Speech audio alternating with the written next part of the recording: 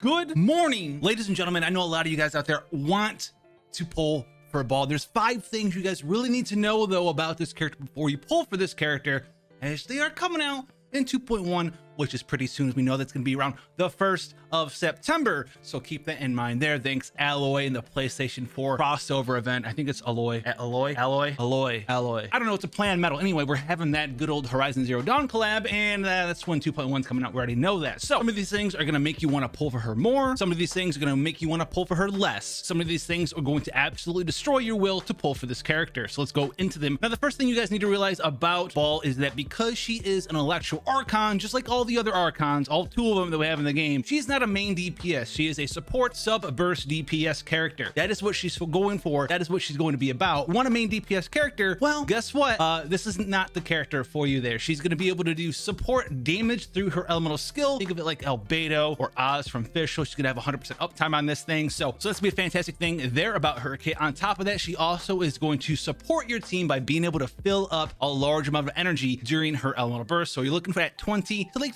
30 energy per person in your party from her elemental burst, and that's a wild thing that you can do there. And then the burst part of the whole support sub DPS burst character is her elemental burst is going to allow you 7 seconds of godhood, basically, as you do the old booba sword. If you want more stuff like this, a little bit of information, a little bit of fun, a little bit of family down there in the comment section, hit that subscription button, give this a like if this is helping you make your decision for this character. Let's continue and go into sword mode and murder everybody with your ball there. So that's going to be a fun part about her. She's got 7 seconds of godhood, and then afterwards she's like a support sub DPS character, but she's not a main DPS character. She's really those 3 different roles: support DPS, support for the energy, and then burst damage from her elemental burst. Now, the other thing you need to realize about your girl Ball is that she is a greedy girl. She wants every stat, so she's actually pretty hard to build to the maximum potential. She's an ease of access character, but very hard to maximize all of the way. This is because she wants energy recharge, because just like Mona, she's going to have a talent that increases your energy recharge effectiveness on your character. What do I mean by this? You have Waterborne Destiny. You have a similar sort of passive on Ball, where not only is ER good for the character, because unlike Mona, Ball's elemental burst is very expensive, the most expensive one in the game. It has a new maximum among all elemental bursts in the game, and on top of that, you're going to want energy recharge for that, but she's also going to get bonuses in different ways for building energy recharge, mainly bonus damage and bonus energy gain for the rest of your party. So she wants energy recharge, but she's a support damage character, so you need other damage stats. You still want attack percent, you still want electro damage, you still want crit chance, you still want crit rate. So the ease of thing here is that the new set here, Emblem of Severed Fate, does everything in a 2-piece and a 4-piece that you could love. It's like you're 6 years old again. You're getting that 4-piece McNugget with some fries and some apples on the side, and maybe a juice box or a little tiny bottle of Dasani water. I don't know. I think I always got some orange juice. I'm not sure. But anyway, this is the piece for you guys here, because unlike Child, or kind of similar to Child, her elemental burst does have a unique facet to it, and similar to Child's elemental skill that has its own damage multipliers for the new, really reformed normal and charged attacks that Child has access to, Ball's elemental burst damage multipliers are tied to her elemental burst, and on top of that, unless it gets changed, her elemental burst mods are actually counted as elemental burst damage. And this is why the new set is going to be amazing for her. It gives you 2-piece energy recharge. You'll love it. You're going to get some bonus stats there. And the 4-piece here, you're building pretty high ER, and you're going to get up to 75% elemental burst damage. It's going to hit and count for your big 1-hit attack, and then all of the attacks you do for the next 7 seconds inside that form.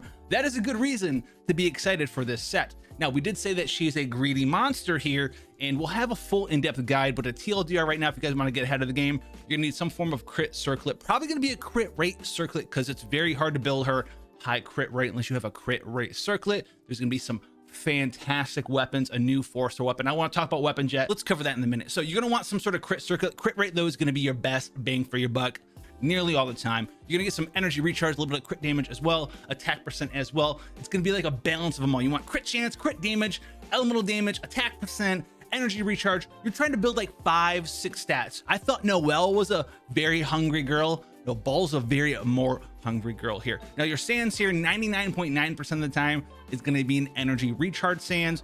Try to get a little bit of crit chance substat, crit damage substat, maybe attack percent substat there as well. And then here's where this is going to change for a lot of people. Now, most of the time, most weapons in most scenarios, an attack percent goblet is going to be better than an electro damage goblet. However, if you're using someone like Bennett, if you're using someone like the newly released Kujo Sara that gives an attack buff, both those characters give large attack buffs. You can get up to 900 plus attack from those characters because of the balance of this character in the min and the max. How much energy recharge subset do you have? How much attack percent subset do you have? It varies. They're very close together. Rule of thumb though, very easy rule of thumb to go by. If you're using an attack buff character like Bennett, like Kujo Sara, you're going to want to use an electro goblet. If you're not using an attack buff character like those two, then go for the attack percent goblet there. That's because, like we talked about, just like Mona, you're gonna be getting free electro damage from your stats in your passive, just like Mona has access to. She's gonna have something very similar to Waterborne Destiny, just like Mona does. And on top of that, you're already gonna get a lot of burst damage from the 4-piece of Emblem of Severed Fate. So it's a little bit of a fine line, like you try to balance a teeter-totter with this character. You need just the right amount of ER, just a matter of attack, crit chance, crit damage. She is a math lover's dream and a math hater's nightmare. And a lot of you guys out there are math haters. So I'm doing all the math for you behind the scenes there. And that's the god honest truth about this character. She's just this teety-totter, little teety-totter. Weapons, let's talk about weapons real quick. So word on the street, she's gonna have a very nice weapon to build for her that's from an event, just like Dodoko Tales is. It's gonna give you elemental burst damage, it's gonna give you elemental burst crit rate, and like we talked about, everything in her elemental burst counts as elemental burst damage. So it's not just the first hit that's getting this bonus crit and elemental burst damage, it's everything that she does afterwards in her sword form. So that new weapon, very similar to Dodoko Tales, is gonna be fantastic for her. So make sure if you don't have any other weapon, you can pick that up for her. Now, on top of that, she's also going to have a new weapon, and then we'll have a new weapon that is very similar power level, in my opinion, for ball, equal to Staff of Homa. This is because Staff of Homa was so strong because it's used on characters who already want to build HP for different reasons. And just like there's relationship that Hu Tao has with Staff of Homa, Ball is going to have this new relationship with this new 5-star weapon, because the 5-star weapon is going to give you bonuses for building energy recharge. It's going to give you attack for building energy recharge, which is going to be awesome because Ball already gets electro damage for building energy recharge. She gets bonus energy regeneration for your party for building energy recharge. Now she's going to get bonus attack for building energy recharge with the new Staff of Homa Spear-esque weapon coming out. So that's going to be a fantastic weapon for her. So she's going to have a new 5-star option for you guys who want to wail on that 5-star banner or just try to get lucky on it. And she's gonna have a pretty nice new little 4-star weapon of sorts on top of that. But on top of all of this stuff, she's also gonna have some very nice spears that have been floating around and about. A lot of the other 5-star weapons in the game are also pretty good. They're pretty neck and neck with each other. I'm going to have a whole tier list weapon video for you guys with mathematical breakdowns on it soon. So if you want to get, a little bit nerdy there, be sure to go ahead and do that and watch that video when it's released. In the next coming week or so, I want to finalize all of the math behind the scenes. And if you want that full breakdown right now, join the Discord. There's a math section. No one can post in it. And I just kind of like put in my Excel spreadsheet so you guys can go ahead and take a gander at it. Right now, it's a work in progress. Haven't finished it yet. You can kind of get an idea as to what's going on there. And the last two reasons you might want to pull for this character, there's an Archon, dude. Electro needs help, and she's kind of good in an Electro team right now. She's going to be the epitome of I want to give everyone energy, the squad. So you can build all your DPS characters 0 energy recharge, and this character is going to fill up half, 35, 45% of their energy just for going for it. She's going to work extremely well with cryo physical carries, aka Eula, and any other carry like that in the future. She's very good in a raw damage team. You've seen those Geo teams floating around. You've seen like the new Mono Pyro Yomiya squads. Mono Electro is going to be here, or Electro / Geo is going to be here, or Electro / Cryo, one of them physical, 7/6 Godhood.